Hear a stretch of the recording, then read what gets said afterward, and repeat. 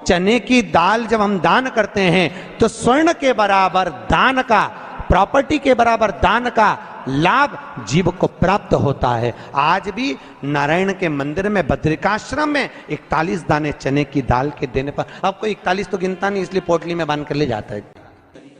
बृहस्पतिश्वर महादेव काशी में विराजमान। कौन से महादेव? जम के बोलिए जरा। बृहस्पतिश्वर महादेव काशी में विराजमान है।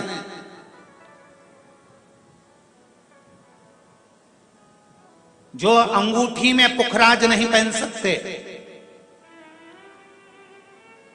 जिनकी भाग्य रेखा उल्टी चल रही हो, बृहस्पति चमक ही नहीं रहा हो, जिस काम में हाथ डालते हैं वो काम पूरा ही नहीं होता हो, तो एक बार काशी जाना, बृहस्पतिश्वर महादेव का स्पर्श करना, उनका अभिषेक पूजन करना और उनका स्पर्श कर कर एक बेलपत्र ब्राह्मण देवता से मांग कर लेकर आ जाना कि इन बृहस्पतिश्वर महादेव से मुझे एक बेलपत्र दे दो।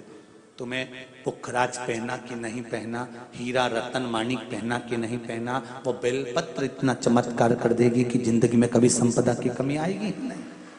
अगर बृहस्पति नहीं चमके तो बृहस्पतिश्वर महादेव, जहां पर बैठकर बृहस्पति भगवान ने शंकर भगवान की आराधना करी है, रोज गंगा जल जाना, गंगा जल लेकर आना, शिव जी की आराधना करना, एक शिवलिंग का निर्माण करा, उसकी आराधना में बृहस्पति भगवान डूब गए, उसकी आराधना में बृहस्पति महाराज निरंतर लगे रहे और इतनी आराधना बृहस्पति महाराज ने करी, इतनी आराधना करी बृहस्पति महाराज ने कि शंकर भगवान सामने प्रकट हो गए। मांगो बृहस्पति तुमको क्या चाहिए। एक बात मैं आप सबको कहना चाहूंगा, किसी जगह पर यदि आपका अपमान हुआ है, बहुत ध्यान देना जरा, कथा थोड़ी भारी है पर समझ लोगे आप। किसी जगह पर यदि आपका अपमान हुआ है तो आप भगवान शंकर को धन्यवाद देना कि मैंने पूर्व में किसी का अपमान करा होगा तो मेरा हिसाब आपने इतनी जल्दी बराबर कर दिया है, इतनी जल्दी बराबर कर दिया। ये थोड़ा सा अपमान मेरा कराया, मेरा हिसाब बराबर हो गया।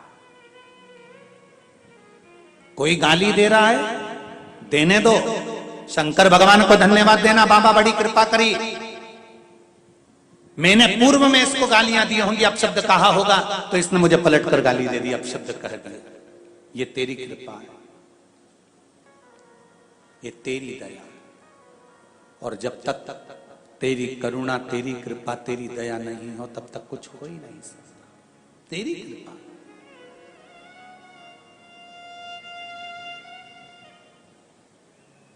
भगवान से कहो, हे देवाधिदेव महादेव, मैं ये नहीं कहता कि मुझे रोने मत देना, क्योंकि कर्म का भोग तो मुझे भोगना पड़ेगा। देवाधिदेव महादेव से कहो, हे देवाधिदेव महादेव, मैं ये नहीं कहता कि मुझे रोने मत देना, पर इतना जरूर कहता हूं तेरे सिवा किसी दूसरे के आगे झुकने मत देना, बस इतनी कृपा कर। नारायण के इस बद्रिकाश्रम में आएगा, चने की दाल हाथ में लेकर शंकर के नाम का स्मरण कर कर अपनी मनोकामना कर कर जो नारायण को चढ़ाएगा उसकी मनोकामना 3 महीने में पूरी हो जाएगी। आज भी बद्रिकाश्रम में बद्रीनाथ जी को क्या चढ़ता है? बोलो, जम के बोलो। चने की, जो बद्रिकाश्रम में बद्रीनाथ जी को चने की दाल हाथ में लेकर शंकर जी का नाम लेकर शिव का स्मरण कर कर अपनी मनोकामना कर कर जो समर्पित करता है, 3 महीने के अंदर उसकी मनोकामना पूरी हो जाती है। 3 महीने लिया है आपने मंदिर का, यदि पानी लिया है तो 2 रुपए पहले दान पेटी में डालो सबसे पहले। पर कई माताओं की आदत रहती है, जब 30 त्योहार पूजन करने में आंवले के पेड़ के नीचे जाए, बड़ के पेड़ के नीचे जाए, पीपल के पेड़ के नीचे जब पूजन करने जाती है, लगी लगाई थाली मिल जाती, उठा उठा के सब चढ़ा देती।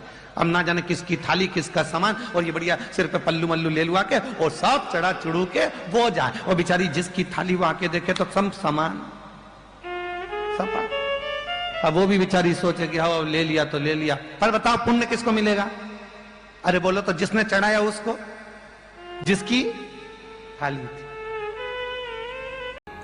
नारी को, बहू को बेटी को यश की प्राप्ति नहीं होती। वो बहुत कुछ करती है, परिवार के लिए बहुत कुछ उसने करा, उसके बाद भी अगर उसको यश नहीं मिल रहा, उसकी यशता नहीं है, उसको कुछ नहीं करना चाहिए।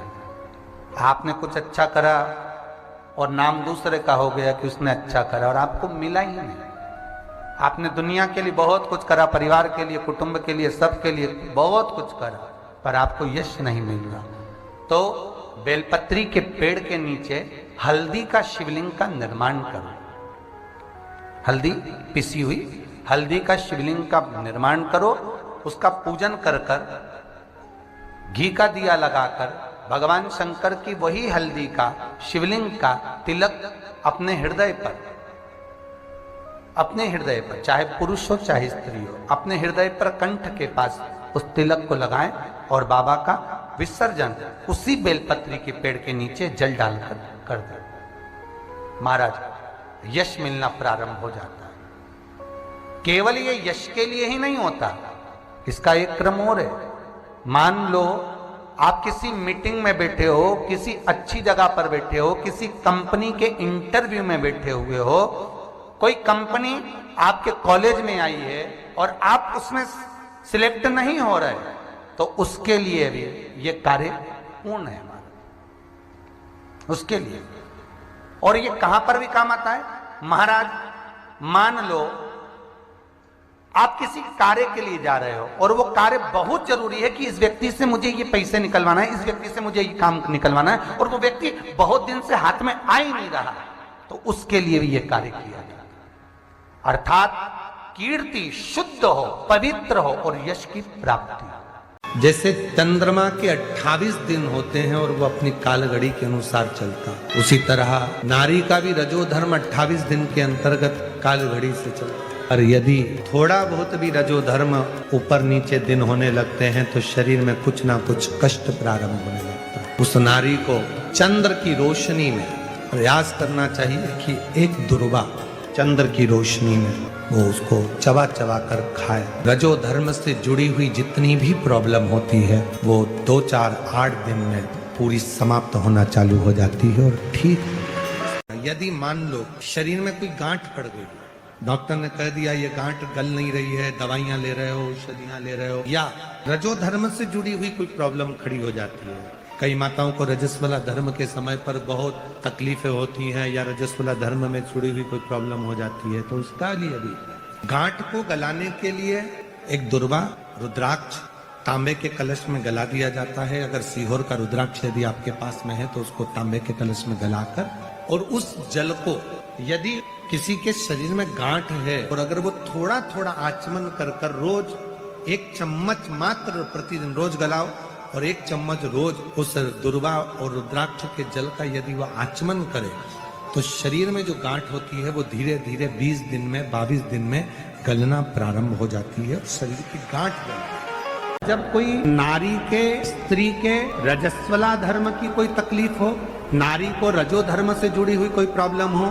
पेट में दर्द हो या तकलीफ हो या कष्ट हो, तो केवल सप्तशीर्षा का नाम लेकर यदि शिव जी के शिवलिंग पर, जैसे ये शिवलिंग है, सप्तशीर्षा का नाम लेकर अशोक सुंदरी वाली जो जगह, यहाँ से जल चढ़ाते चढ़ाते शिवलिंग के चारों तरफ 7 बार यदि जल की धार लगाई जाए और उसी का जल झेल कर नंदी के पास बैठ सप्तशीर्षा का नाम लेकर अगर पिया जाए, रजो धर्म से जुड़ी हुई जितनी भी तकलीफ हो, रजस्वला धर्म से जुड़ी हुई जितनी भी तकलीफें होती हैं वो धीरे धीरे समाप्त होने लगती। वासुकी नाग की धर्म पत्नी सप्तशीर्षा, बहुत सारा भगवान को नहीं चाहिए।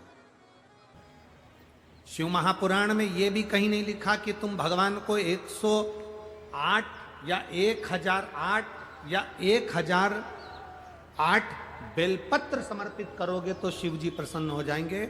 शिव महापुराण की कथा तो यहां तक कहती है, एक बेलपत्र की पत्ती को आप अगर बीच में से, ये एक बड़ी पत्ती, उसके बीच में 2 पत्ती और 2 पत्ती के बीच में जो गैप है, बीच पत्ती में, इस पत्ती और 2 पत्ती के बीच में जो जगह है, अगर आप इस पत्ती को यहां से स्पर्श कर कर,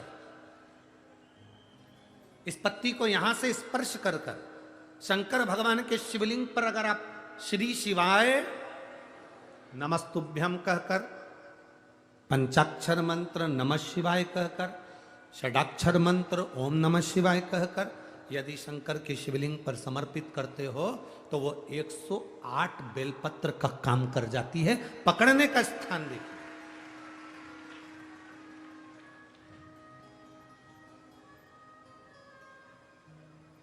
ये स्थान की बड़ी मूलता है, जो थोड़ा सा समझेंगे अपन, थोड़ा ध्यान देंगे तो ये स्थान है ये बड़ा मूल माना गया। बेलपत्री की बड़ी पत्ती, नीचे की 2 पत्ती, उसके बीच में जो खाली डंडी जो दिख रही है, इसको अगर पकड़कर बेलपत्र समर्पित कर रहे हैं तो 108 बेलपत्र के बराबर हमें फल प्राप्त हो रहा, 108 बेलपत्र। और समझिएगा, मान लो आपके पास में ना पीला चंदन है, ना लाल चंदन है, ना अक्षत है, ना पुष्प है, ना कोई सामग्री है, ना दिया है लगाने के लिए। शंकर जी के मंदिर में लोटा भर के जल लेकर गए हो, आज तुम्हारे पास में हो सकता है जल भी नहीं है, लोटा भी नहीं है, तो जिस शंकर जी का दर्शन करने गए हो उन्हीं की बेलपत्र को उठाओ और बेलपत्र को उठाने के बाद पहले अपने हथेली पर रखो, अपना हाथ रखकर बाबा से प्रार्थना कर कर बेलपत्री की मध्य पत्री आगे वाली पत्ती को पकड़कर अगर वो बेलपत्र हम शिव जी को समर्पित करते हैं तो हमारा पीला चंदन, लाल चंदन, दिया सब बाबा को समर्पित हो जाता है, उस बेलपत्री मिल जाती है। एक बेलपत्री का सुख हमारे जीवन का एक आनंद दे देता है। हम तो यहां तक कहेंगे, अगर कभी जिंदगी में तुम्हें लगे कि गुरुजी मेरा पैसा फंस गया नहीं मिल रहा है, या मेरा पैसा अटक गया नहीं मिल रहा, या मेरा घर में धन नहीं है, बहुत तकलीफ की जिंदगी चल रही है, आप ये बेलपत्री का जो 2 पत्ती है ना, ये 2 पत्ती इस जगह से पकड़कर, आपको लग रहा है कि पैसा नहीं है, काम बहुत बड़ा अड़ा है, बेटे की शादी, बेटी की शादी, या मकान या दुकान, कोई काम अड़ गया, ये 2 बेलपत्री की पत्तियों को पकड़कर अपनी कामना कर कर शिव जी को समर्पित करो और 1 लोटा जल बाबा को चढ़ाना प्रारंभ करो। 20 से 22 दिन इंतजार करना, मेरा बाबा हाथ पकड़कर कुबेर भंडारी भंडार जरूर भरेगा।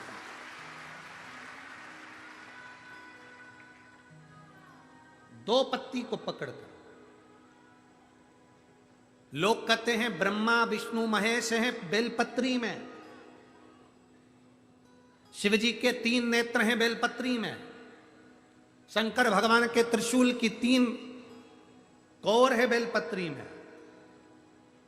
हम कहते हैं अभी थोड़ा आप स्मरण करेंगे, अगर आप शिव महापुराण को अच्छे से पढ़ेंगे तो आपको ज्ञात होगा, कुबेर को धन देने वाले कौन है? बोलते जाओ जरा जमकर, कुबेर भंडारी, कुबेरेश्वर महादेव, मतलब शिव शंकर कुबेर को धन देते हैं। जिस समय पर भगवान विष्णु संपूर्ण विश्व के कल्याण के कार्य करने लगे, कुछ नहीं हाथ में रहा, तब लक्ष्मी से उन्होंने धन लिया। आपने वहां तिरुपति बालाजी की कथा सुनी होगी, लक्ष्मी से धन लिया। लक्ष्मी, इन जीवों के कल्याण के लिए तो मुझे धन दे दे। लक्ष्मी ने धन दिया। एक दिन नारायण ने पूछ लिया लक्ष्मी से, लक्ष्मी मैं नारायण, मेरे पास भी संपदा की कमी नहीं, पर तेरे पास लक्ष्मी इतनी संपदा कहां से आती है? तेरे पास इतनी संपदा कहां से आती है? लक्ष्मी जी कहती हैं, मेरी मां ने, मेरे पिता ने मुझे केवल एक ही बात सिखाई थी, किसी के आगे हाथ नहीं फैलाना है, शंकर की स्तुति करना है।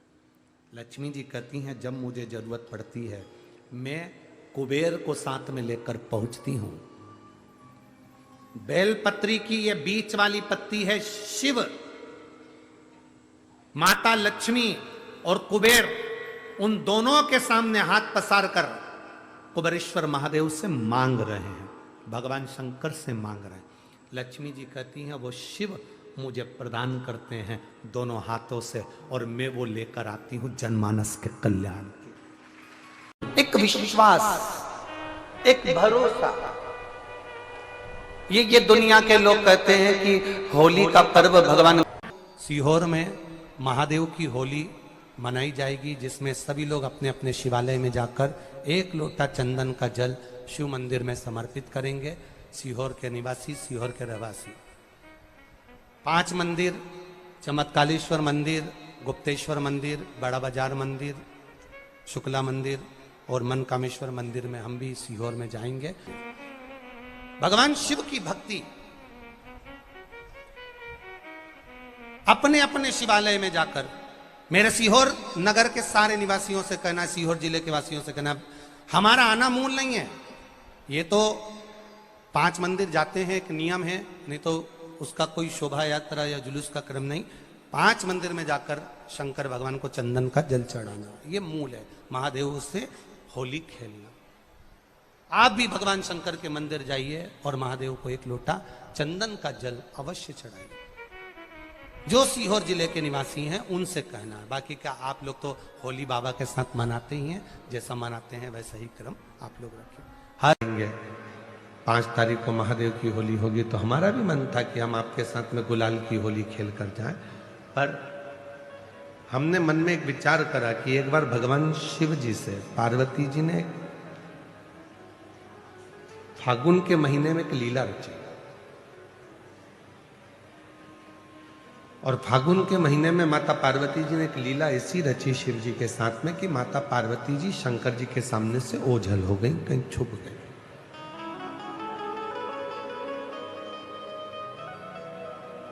शिव जी पार्वती जी को फूलों में ढूंढ रहे थे, कलियों में ढूंढ रहे थे, फूलों की उस गंध में, उस खुशबू में ढूंढ रहे थे। अब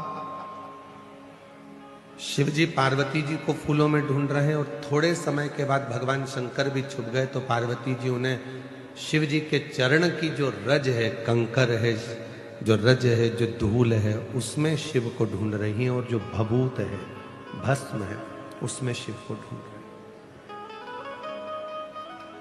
इधर से फूल फेंके जा रहे थे, उधर से भगवान के चरण की धूल फेंकी जा रही थी। जब दोनों का मिलन हुआ तो देवाधिदेव महादेव और पार्वती के मिलन पर नंदी जी ने हाथ जोड़कर निवेदन करा कि ऐसी होली हमने जगत में नहीं देखी कि प्रभु के चरण की रज जब उड़ाई जाती है, लगाई जाती है, तो उससे सुंदर कोई रंग नहीं हो सकता।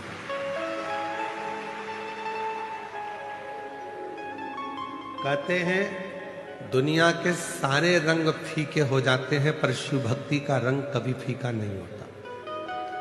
शिव के चरणों का रंग, तो हम तो इतना कहेंगे कि आप जाते जाते इस कथा पंडाल की मिट्टी को एक दूसरे को लगा लोगे तो समझ लेना कि आपकी होली, आपका फागुन रंगमय हो, आनंदमय हो। और चंदन है इस देश की माटी, तपोभूमि हर ग्राम है, हर बाला देवी की प्रतिमा, बच्चा बच्चा राम है, जिसके सैनिक समर भूमि पर गाया करते गीता है, उसी माटी के हल्के नीचे खेली करती सीता है। ये चंदन है माटी, उस चंदन को ही अपने मस्तक पर चढ़ा लिया, अपने जीवन पर उतार लिया तो सुख है। और एक निवेदन और करूं पूरे राष्ट्र से, पूरे भारत की धरा पर रहने वाले एक एक सनातनियों से, कि आप, कई लोग ऐसे हैं कि उनको होली पसंद नहीं आती, कोई बच्चा रंग डाल देता है तो लड़ने बैठ जाते हैं, कोई व्यक्ति जरा सा गुलाल फेंक देता है तो झगड़ा करने बैठ जाते हैं। झगड़ा मत करो, उसको धन्यवाद दो। घर में रह रहकर 4-5 लोगों के बीच में रह रहकर आप ऐसे मुसद्दी लाल हो गए हो कि कोई किसी को रंगीन देखना ही नहीं चाहता। कम से कम खुशियां मनाओ, तो कोई तो तुम्हें रंग में डुबोने के लिए बैठा है, जो तुम्हारी जिंदगी को रंगीन कर रहा है।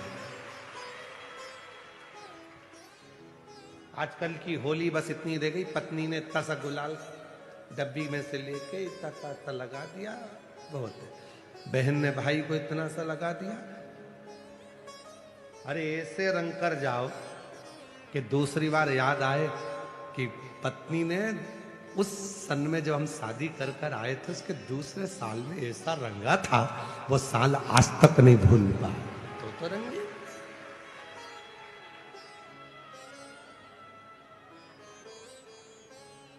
धोबिया धोए चाहे सारी उम्र।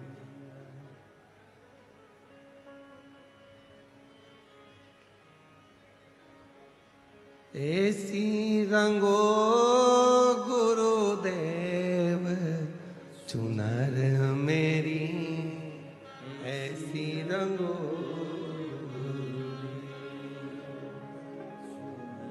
चुनर मेरी, ऐसी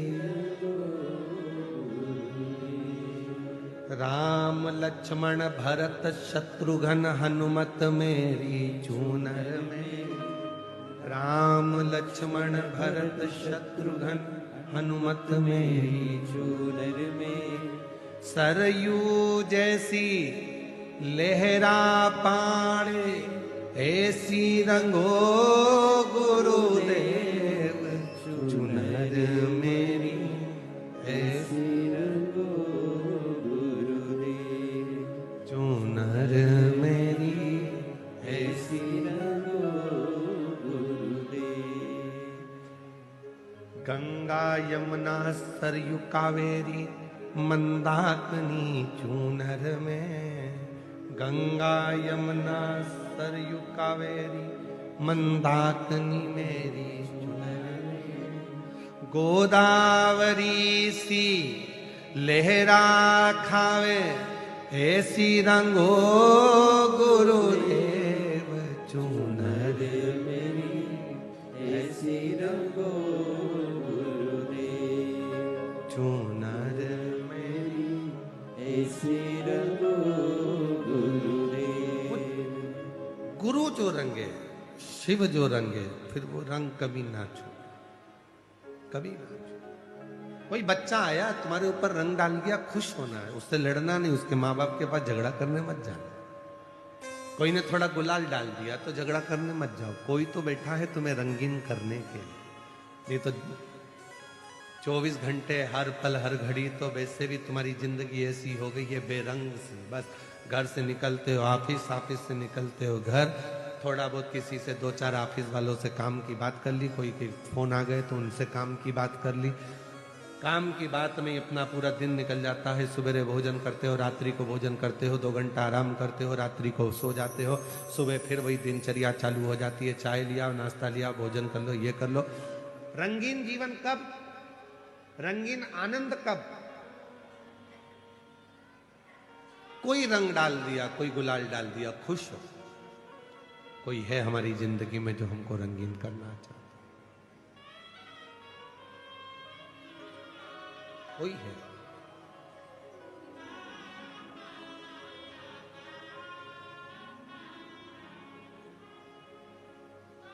उस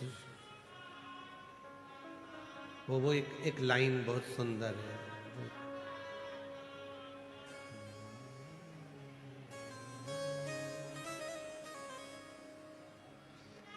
दीनानाथ तुम्हें आता है वो? लाई है हजारों रंग होली, कोई तन के लिए, कोई मन के लिए। ये होली कहते हैं कि शिव को, भगवान शंकर की जो भस्म है, जो राख है, जो रज है, उसका सुख है। कोई एक देवता ऐसा बता दो कि जिसके तन पर रंग चढ़ा और वो रंग कभी ना उतरा। कोई एक देवता बताओ जिसके तन पर रंग चढ़ा और वो रंग ना उतरा। केवल एक देव है, देवाधिदेव महादेव, जो विष पिया नीला कंठ हो गया, आज तक नहीं उतरा।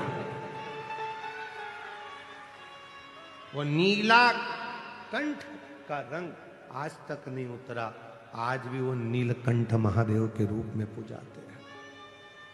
आज भी उनकी पूजन होती है, नीलकंठेश्वर महादेव।